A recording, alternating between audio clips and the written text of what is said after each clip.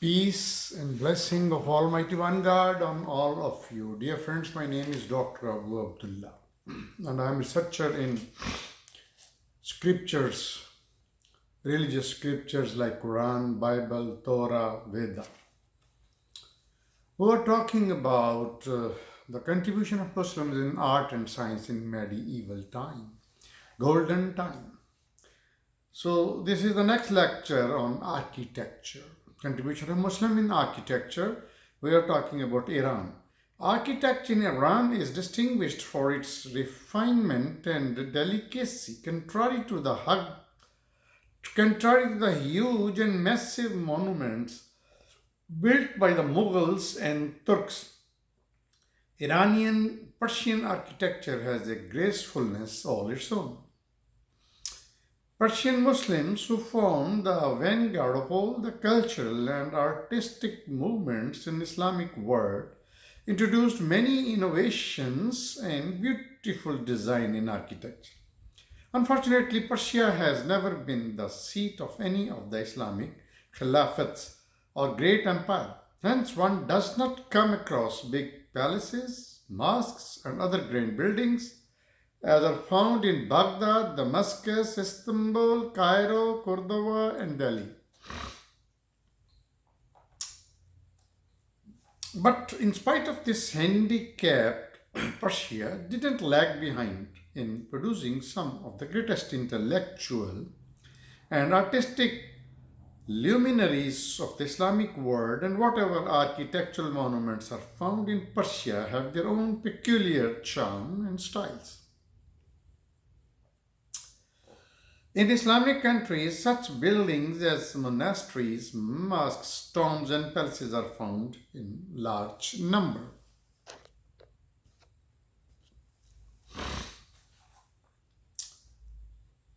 The Persians brought about a great change in the style and architectural design of mosques. Due to ever increasing number of mosques, congregations had very much decreased, and Persians were obliged to design a new type of mosque in order to meet the requirement of the time.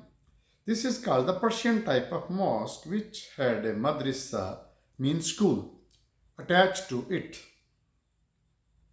In this typical Persian design, the mosque courtyard used all for ablution as well as for prayers in surrounding by two-storied verandas behind which are situated small rooms for teachers and students.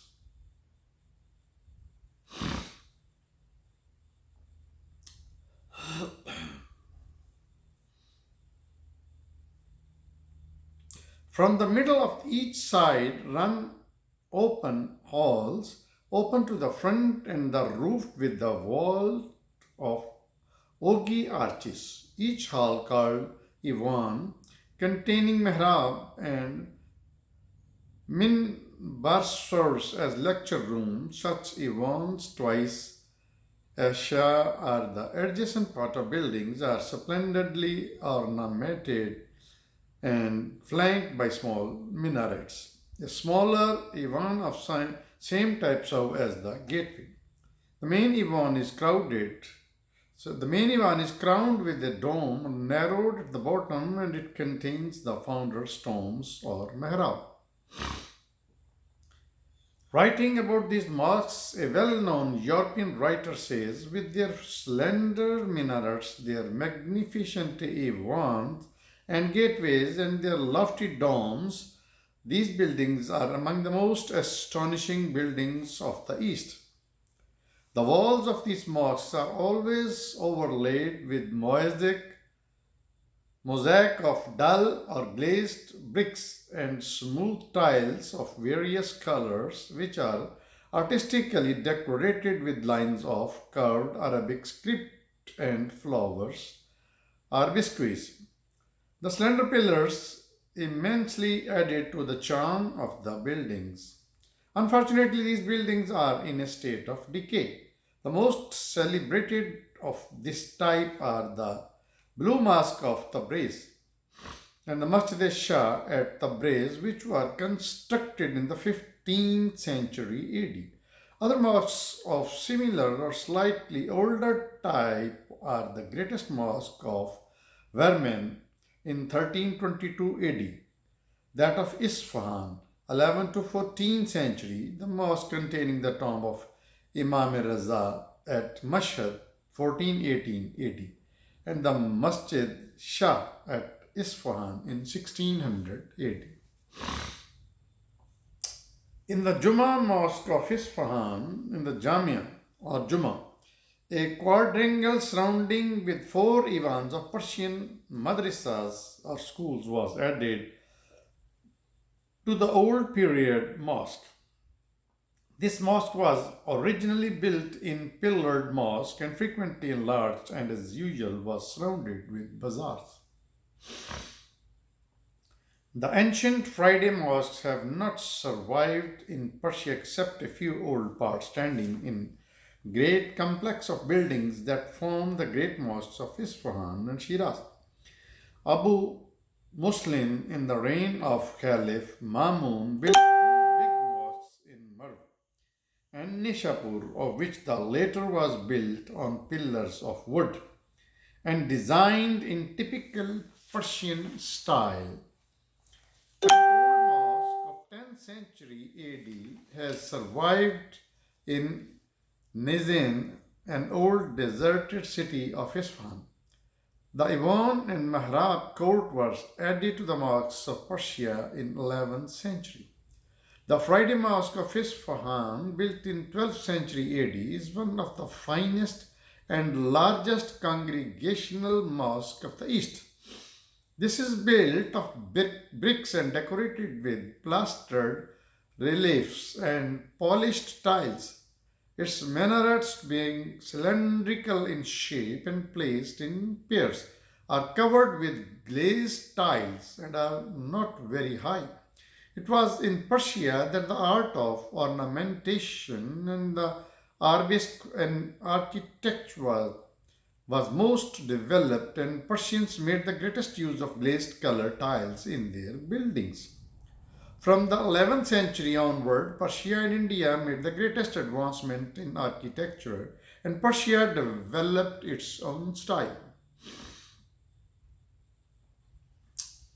The art of arabesque, which became very popular in Islamic architecture, was widely adopted by the Western world later. The favorite form of princely tomb in Persia from the 10th to the 14th century AD was that a tower was constructed over the grave, surrounded with circular ground plain. A conical roof rested on the projected ornamented walls, beneath which was the grave, on which was inscribed in beautiful carved letters the names, the titles, and date of death of the deceased. The finest tomb of this kind is that of Momina Khatun at Nakhichevan. Among the old type of Persian palaces are Kasre Ammara, with vaulted baths adorned with frescoes, and the Hira found at the Mashta. These are rectangular castles. In order to reach the hall of audience, one has to pass through a number of anterooms.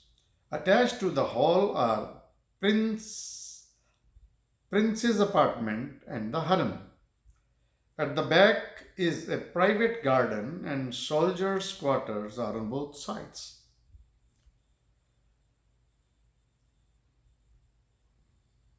Caravanserais in Persia, which were fortified hostelries for travelers, were built on the plan of Ivani Mosque. The rooms were used as stalls and guest rooms. There were carved streets in the attached bazaars, and they had pillars with round arched vaulting in the west and long rows of curved arches walls in the east. The old type of sarais found in Istanbul were decorated with tiles copied from Persia.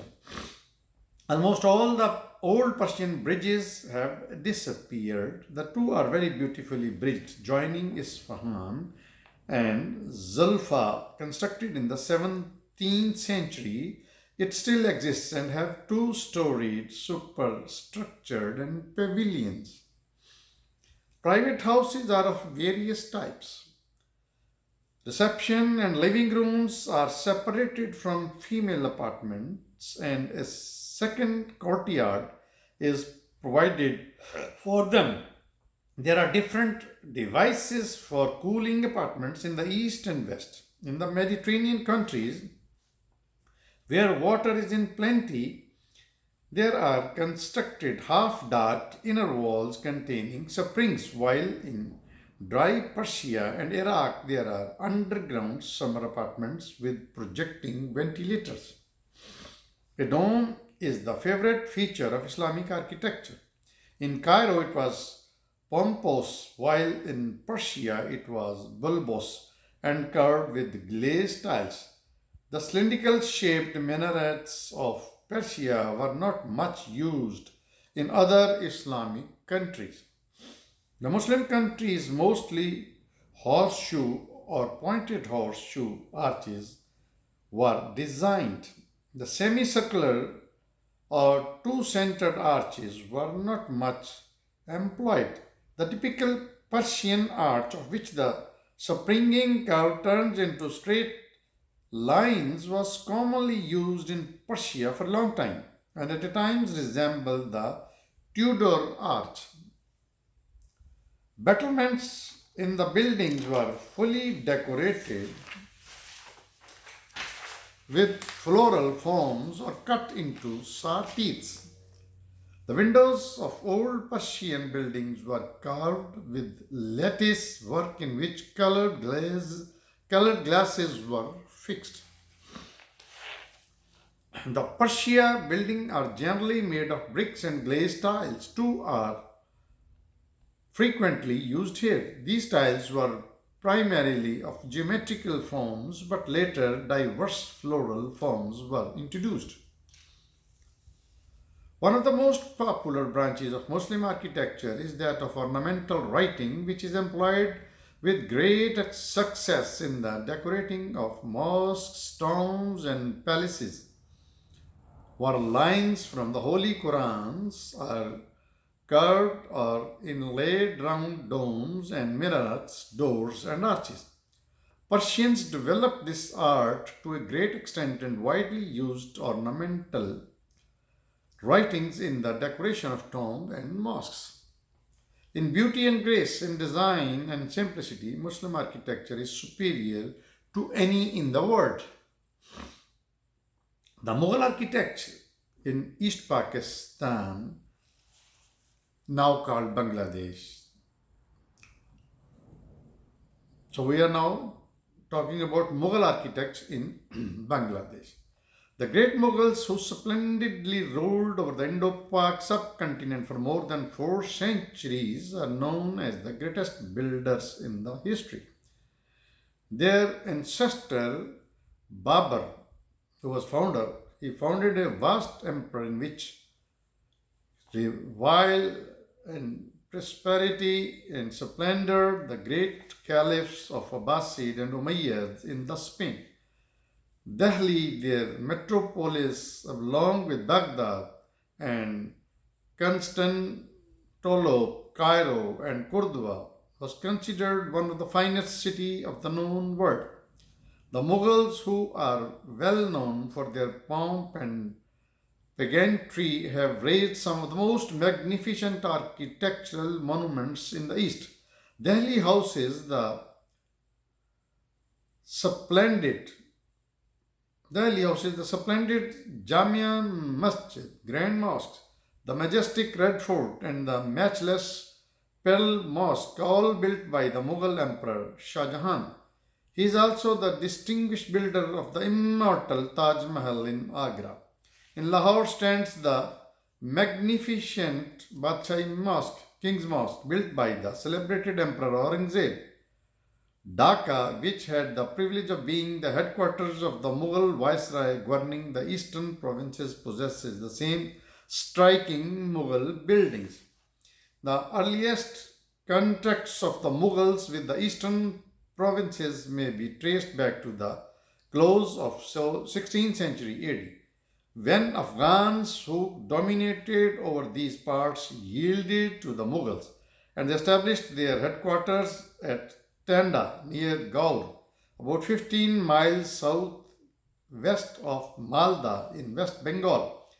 It was in 1612 AD that the Mughals got complete supremacy over Bengal, and Islam Khan, the Mughal governor, transferred his capital to Dhaka.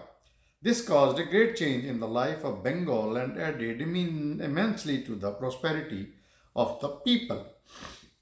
The oldest Mughal monument in Bengal is a ruined mosque erected in 1582 AD in Chetmohor district, Pabna. It contains three arched entrances which still exist. The central arch has traces of having been richly decorated with ornamental designs.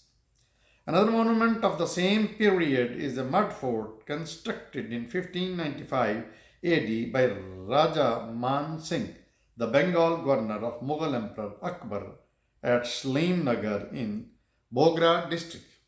The best massive monument of this period is a mosque known as Khairou Masjid, which is situated at a short distance from the tomb of the Saint Bande Sahib. This mosque, which was built in 1582 AD by Murad Khan, measures 57 into 24 into 1.5 and has 6 feet thick walls. The mosque is rectangular in shape and the central gateway contains the inscription. The arches are decorated with floral designs which greatly contribute to their charm. Large Mughal monuments in Dhaka, which was the headquarters of the Mughal viceroys, possesses some of the finest Mughal architecture in East Pakistan, now Bangladesh. Shaista Khan, the maternal uncle of the great Mughal Emperor Aurangzeb, and Prince Muhammad Azam, the third son of the celebrated empire, who were successive viceroys in the eastern province of the Mughal Empire, were the two persons credited with enriching East Pakistan with grand Mughal monuments rarely visible in these parts of the subcontinent. It's futile to compare the Mughal architectural monuments of Dhaka with those of Delhi, Agra, and Lahore, which for long periods had the privilege of being the metropolises of the great Mughal Empire. Being a provincial capital, Dhaka was favorably by compared with any other provincial capital, and to that extent it possesses more than its share of Mughal monuments. Bogra and Mymensingh too possesses a few buildings built by the Mughals. So keep watching my channel, Dr. Abu Abdul.